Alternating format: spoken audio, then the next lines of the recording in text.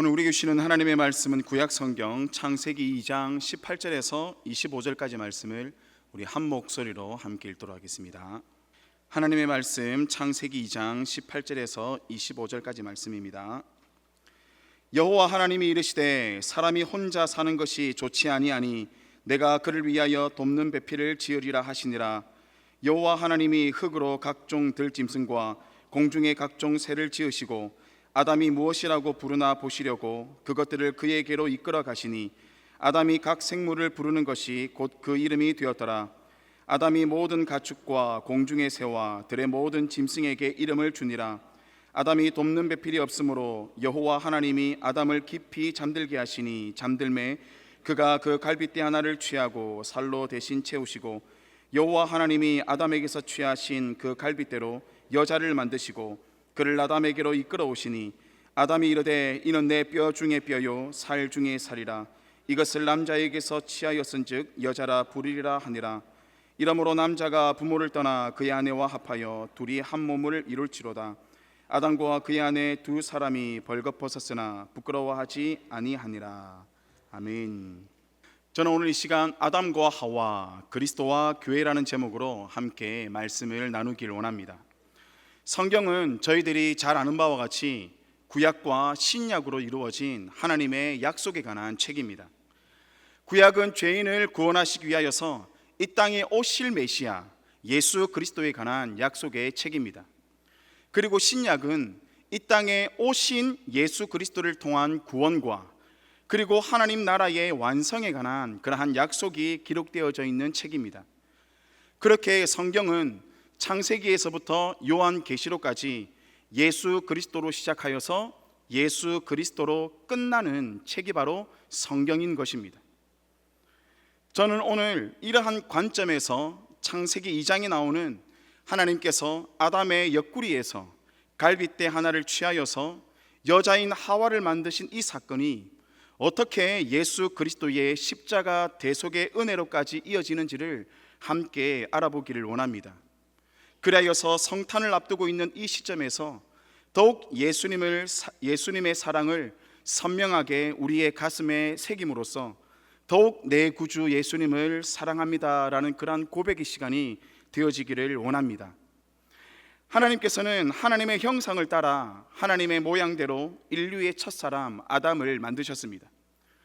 그리고 아담을 에덴 동산에 두시고 그곳을 맡아서 돌보도록 하셨습니다. 그리고 하나님께서는 아담에게 모든 생물을 다스리게 하셨고 아담은 모든 생물에게 이름을 지어 주었습니다. 그렇게 하나님께서는 아담을 만드시고 보시기에 참 좋으셨습니다. 그런데 유일하게 하나님께서 좋지 않게 여기셨던 것이 있는데요, 그것은 바로 사람이 혼자 사는 것이었습니다. 창세기 2장 18절의 말씀을 함께 보겠습니다. 여호와 하나님이 이르시되 사람이 혼자 사는 것이 좋지 아니하니 내가 그를 위하여 돕는 배필을 지으리라 하시니라. 하나님께서는 사람이 혼자 사는 것이 좋지 않다고 하셨습니다. 그래서 그를 위하여서 돕는 배필을 만들어 주겠다고 말씀하셨습니다. 여기서 중요한 것은 남자를 위하여 돕는 배필을 하나님께서 만들어 주시겠다라는 것입니다. 그렇다면 하나님께서 남자를 위하여 돕는 배필을 어떻게 만들어 주실까요? 하나님께서 아담을 창조하실 때에 땅의 흙으로 만드셨습니다. 창세기 2장 7절의 말씀을 함께 보겠습니다. 여호와 하나님이 땅의 흙으로 사람을 지으시고 생기를 그 코에 불어넣으시니 사람이 생명이 되니라. 우리가 생각하기를 하나님께서 아담을 땅의 흙으로 만드셨으니까 당연히 돕는 배필 또한 땅의 흙으로 만들어 주실 것이라고 생각을 합니다. 하지만 하나님께서는 아담을 위한 돕는 배필을 땅의 흙으로 만들지 아니하시고 아담의 갈비뼈로 만드셨습니다. 창세기 2장 21절에서부터 23절까지 말씀을 함께 보겠습니다. 여호와 하나님이 아담을 깊이 잠들게 하시니 잠들매 그가 그 갈빗대 하나를 취하고 살로 대신 채우시고 여호와 하나님이 아담에게서 취하신 그 갈빗대로 여자를 만드시고 그를 아담에게로 이끌어 오시니 아담이 이르되 이는 내 뼈 중에 뼈요 살 중에 살이라. 이것을 남자에게서 취하였은즉 여자라 부르리라 하니라. 하나님께서 아담을 깊이 잠들게 하셨습니다. 성경에서 종종 잠을 잔다라고 할 때에 이 잠을 잔다라는 것은 육신의 죽음을 의미하기도 합니다. 요한복음 11장에는 나사로의 죽음에 관한 내용이 나옵니다. 예수님께서는 생물학적으로 완전히 죽은 나사로에 관하여서 요한복음 11장 11절에서 이렇게 말씀하셨습니다. 이 말씀을 하신 후에 또 이르시되 우리 친구 나사로가 잠들었도다. 그러나 내가 깨우러 가노라. 또한 사도 바울은 고린도전서 15장 20절에서 죽은 사람의 부활에 대하여서 이렇게 말합니다. 그러나 이제 그리스도께서 죽은 자 가운데서 다시 살아나사 잠자는 자들의 첫 열매가 되셨도다. 성경은 이처럼 죽음을 종종 잠을 자는 것으로 묘사하고 있습니다. 이러한 관점으로 볼 때에 하나님께서 아담을 깊이 잠들게 하셨다라는 것은 아담의 죽음을 묘사하고 있습니다.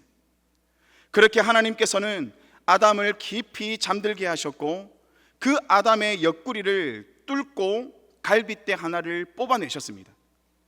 그리고 하나님께서는 그 갈빗대로 여자를 만드시고 여자를 남자인 아담에게로 데리고 오셨습니다. 그렇게 남자의 죽음으로 태어난 존재가 바로 여자인 것입니다. 이렇게 성경에 나오는 인류 최초의 결혼 예식이 이루어졌습니다. 그리고 하나님께서는 이러한 결혼 예식을 마무리하면서 이렇게 선언을 하십니다. 창세기 2장 24절의 말씀을 함께 보겠습니다. 이러므로 남자가 부모를 떠나 그의 아내와 합하여 둘이 한 몸을 이룰지로다. 이 말씀은 주로 언제 사용하는 말씀일까요? 장례식에서 이 말씀을 할까요? 아니면 결혼식에서 이 말씀을 할까요? 당연히 장례식에서 이 말씀을 하지는 않겠죠. 이 말씀은 결혼식에서 주로 사용하는 그러한 구절입니다. 결혼을 하는 남자와 여자가 이제 그동안 키워주신 부모님을 떠나서 둘이 한 몸을 이루어야 한다라는 그러한 말씀이죠. 하지만 이 말씀은 1차적으로 언제 누구에게 주신 말씀입니까? 인류의 첫 사람인 아담에게 주신 말씀입니다. 아담에게는 떠날 부모가 있습니까? 없습니까? 아담에게는 떠날 부모가 없습니다. 왜일까요? 그가 인류의 첫 사람이기 때문입니다. 그런데 왜 하나님은 떠날 부모도 없는 남자인 이 아담에게 남자가 부모를 떠나 그의 아내와 합하여 둘이 한 몸을 이룰지로다 라고 하셨을까요? 이 대하여서 사도 바울은 에베소서 5장에서 명확하게 말하고 있습니다. 사도 바울은 에베소서 5장에서 남편과 아내의 관계를 그리스도와 교회의 관계로 말하고 있습니다. 그리고 에베소서 5장 31절에서 그러므로 사람이 부모를 떠나 그의 아내와 합하여 그 둘이 한 육체가 될지니라고 사도 바울은 정확하게 창세기 2장 24절의 말씀을 그대로 인용을 하고 있습니다. 그리고 난 다음에 사도 바울이 어떤 말을 하냐면요, 사도 바울은 자신이 인용한 이 창세기 2장 24절의 말씀에 대한 해석을 합니다. 그 해석의 말씀이 에베소서 5장 32절의 말씀입니다. 함께 읽을까요? 이 비밀이 크도다. 나는 그리스도와 교회에 대하여 말하노라. 그러니까 사도 바울은 에베소서 5장 31절에서 그러므로 사람이 부모를 떠나 그의 아내와 합하여 그 둘이 한 육체가 될지니 라고 말하면서 그 바로 밑에 이 비밀이 크도다. 나는 그리스도와 교회에 대하여 말하노라라고 말하고 있습니다. 사도 바울은 이러므로 남자가 부모를 떠나 그의 아내와 합하여 둘이 한 몸을 이룰지로다 라는 이 창세기 2장 24절의 말씀을 그대로 인용함으로써 이 말씀은 곧 그리스도와 교회에 대하여 말한 말씀이라고 친히 밝히고 있는 것입니다. 그러므로 하나님께서 아담에게 주신 남자가 부모를 떠나 그의 아내와 합하여 둘이 한 몸을 이룰지로다 라는 이 말씀은 실제적으로 그리스도와 교회에 관한 말씀인 것입니다. 성경은 아담을 그리스도의 예표라고 말하고 있습니다. 로마서 5장 14절의 말씀을 함께 보겠습니다. 그러나 아담으로부터 모세까지 아담의 범죄와 같은 죄를 짓지 아니한 자들까지도 사망이 왕노릇하였나니 아담은 오실 자의 모형이라. 아담은 오실 예수 그리스도의 모형으로 주어졌습니다. 남자가 부모를 떠나 그의 아내와 합하여 둘이 한 몸을 이룰지로다 라는 이 말씀처럼 하나님 아버지를 떠나서 자신의 신부인 교회를 위하여서 이 땅에 내려오셔서 십자가에 달려 죽으심으로 옆구리에서 물과 피를 모두 쏟아내시고 자기의 신부인 교회를 태어나게 하시고 자신의 신부인 교회와 연합하신 분이 바로 예수 그리스도이십니다. 그래서 교회를 나타내는 헬라어 단어가 에클레시아라는 이 말인데요, 이 에클레시아라는 이 단어에 남성이 아니라 여성 명사로 되어 있는 것입니다. 하나님께서는 아담을 깊이 잠들게 하셔서 그의 옆구리를 뚫고 갈빗대를 취하여 여자를 만드셨듯이 하나님께서는 자신의 아들을 십자가에 달려 죽게 하심으로써 그리스도의 신부요 교회인 저와 여러분들을 죄에서 구원하실 뿐만 아니라 새로운 피조물로 하나님께서 하나님의 백성으로 태어나게 하셨음을 믿으시기를 바랍니다. 사도 바울은 사도행전 20장 28절에서 교회는 어떠한 곳인지에 대하여서 분명하게 말하고 있습니다. 여러분은 자기를 위하여 또는 온 양떼를 위하여 삼가라. 성령이 그들 가운데 여러분을 감독자로 삼고 하나님이 자기 피로 사신 교회를 보살피게 하셨느니라. 사도 바울은 교회를 말하기를 하나님이 자기 피로 사신 교회라고 말하고 있습니다. 저와 여러분 모두는 예수 그리스도의 피로 사신 교회임을 믿으시기를 바랍니다. 이처럼 저희 모두는 하나님이 사랑하시는 아들 예수님의 피로 사신 교회입니다. 하나님 아버지는 저와 여러분들을 구원하시기 위하여서 자신의 전부인 예수 그리스도를 보내어 주셨습니다. 그리고 예수님은 저와 여러분들을 구원하시기 위하여서 자신의 생명조차 아끼지 않고 자신의 목숨을 내어 주셨습니다. 저희 모두는 어떠한 사람이었습니까? 저희 모두는 허물과 죄로 인하여서 죽었던 자들이었습니다. 저희들에게 있어서 어떠한 선택도, 저희들은 어떠한 판단도, 어떠한 결정도, 어떠한 소망도, 어떠한 희망도, 어떠한 꿈도, 어떠한 위로도 받을 수 없는 그러한 절망적인 그러한 존재였습니다. 그리고 또한 저희는 어떠한 소유도, 어떠한 자유도, 어떠한 기대조차 할 수 없는 그러한 사망과 죽음에 사로잡힌 채 영원한 어둠과 고통 속에서 이를 가는 몸부림 속에서 처절하게 지옥에 떨어져야 하는 그러한 죄인이었습니다. 그러나 그러한 절망 속에 있는 저와 여러분들을 위하여서 예수 그리스도께서 자신의 생명을 기꺼이 내어주심으로써 그 영원한 절망에서 저와 여러분들을 구원해 주셔서 하나님의 백성으로 태어나게 하셔서 이제는 저희들로 하여금 하나님의 이름을 부르게 하실 뿐만 아니라 이제는 소망 있는 자요 희망 있는 자로, 또한 하나님의 동력자로서 이제는 하나님의 그 위로를 받는 자로, 이제는 하나님께서 우리에게 주신 그 자유와 그 영원하신 하나님의 나라를 기대하고 소망하는 자로 만들어 주셨음을 믿으시기를 바랍니다. 그렇다면은 이러한 예수 그리스도의 죽으심으로 구원받아 하나님의 백성으로 태어난 성도는 무엇을 추구하며 어떠한 삶을 살아내야 할까요? 사도 바울은 갈라디아서 2장 20절에서 이렇게 말합니다. 내가 그리스도와 함께 십자가에 못 박혔나니 그런즉 이제는 내가 사는 것이 아니요 오직 내 안에 그리스도께서 사시는 것이라. 이제 내가 육체 가운데 사는 것은 나를 사랑하사 나를 위하여 자기 자신을 버리신 하나님의 아들을 믿는 믿음 안에서 사는 것이라. 예수 그리스도의 죽으심으로 말미암아 구원받아 하나님의 백성으로 태어난 성도는 자기를 위하여 사는 존재가 아니라 오직 내 안에 살아계신 그리스도를 믿는 그 믿음 안에서 사는 존재라는 사실입니다. 그리고 계속해서 사도 바울은 갈라디아서 5장 24절에서 이렇게 말하고 있습니다. 그리스도 예수의 사람들은 육체와 함께 그 정욕과 탐심을 십자가에 못 박았느니라. 예수 그리스도의 죽으심으로 말미암아 구원받아 태어난 하나님의 백성은 자신의 정욕과 탐심을 따라 사는 자가 아닙니다. 오히려 육체와 함께 그 정욕과 탐심을 십자가에 못 박은 자로 살게 되는 것입니다.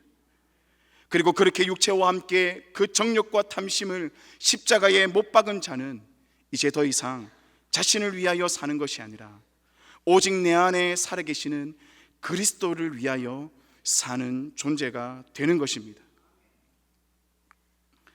나에게 있어서 또는 여러분들에게 있어서 예수님은 어떠한 분이십니까? 나는 나를 위하여 자신의 생명까지 내어주신 그 예수님을 어떻게 대하고 있습니까? 예수님만이 저와 여러분들의 인생에 있어서 최고의 가치가 되기를 원합니다. 우리의 삶, 우리에게 주어진 이 생명은 우리의 의지대로, 우리의 원하는 대로 우리에게 주어진 것이 아니라 앞에서도 제가 말씀했듯이 우리의 삶은 죄와 허물로 인하여서 그야말로 정말 썩어서 부패하여 온갖 오물 속에 그러한 악취가 나는 그러한 죽은 자로 우리는 사는 자였습니다. 그러나 이제 우리가 생명을 얻어 이렇게 사는 것은 오직 하나님께서 우리를 위하여 자신의 아들을 내어주심으로 말미암아 그 예수님의 생명으로 이제 우리가 이 땅을 사는 것입니다. 그렇기 때문에 우리의 모든 삶은 우리가 원하는 대로의 삶이 아니라 우리의 탐심과 우리의 정욕대로 살아가는 삶이 아니라 오직 그리스도를 위한 그 삶을 살아야 함을 믿으시기를 바랍니다. 예수님만이 저와 여러분들의 삶의 전부이자 삶의 목적이자 삶의 이유가 되어야 하는 것입니다. 그리하여서 오직 예수, 오직 예수, 오직 예수로 살고 오직 예수로 죽는 저희 모두가 되기를 원합니다. 이 말이 여러분들의 마음 가운데에 심겨지기를 원합니다. 오직 예수, 오직 예수, 오직 예수. 우리가 오직 예수로 살 때에 우리가 이 땅 가운데에 가난하게 사는 거 괜찮습니다. 우리가 오직 예수로 살 때에 이 땅에서 당하는 수치, 부끄러움 괜찮습니다. 왜 그렇습니까? 우리 예수님은 우리를 구원하시기 위하여 그 십자가의 부끄러움과 수치까지 참으신 분이신데 우리가 무엇이기에 우리가 당하는 그 수치와 부끄러움 때문에 우리의 삶을 원망하겠습니까? 우리가 오직 예수로 살아갈 때에 우리는 누구도 다 용서할 수가 있는 것입니다. 왜 우리가 사람을 용서하지 못하고 왜 여전히 우리가 자신감을 왜 우리가 여전히 우리의 그러한 자신의 어떤 그러한 이 마음들을 다치게 할 때에 왜 화내고 분노하는 것입니까? 그것은 오직 예수로 살지 못하고 여전히 내 안에 내가 살아있기 때문입니다. 오직 예수, 우리가 오직 예수로 살아갈 때에 모든 것이 감사하고 모든 것이 행복하고 모든 것이 은혜로 다가옴을 믿으시기를 바랍니다. 언제나 어디서나 항상 예수님의 십자가 대속의 은혜를 생각하셔서 내가 누리는 이 구원과 이러한 삶이 어떻게 나에게 주어졌는지를 알아서 살든지 죽든지 내 몸에서 오직 예수 그리스도만이 존귀함을 받으시는 그러한 삶을 살아가는 저희 모두가 되기를 주님의 이름으로 축원합니다.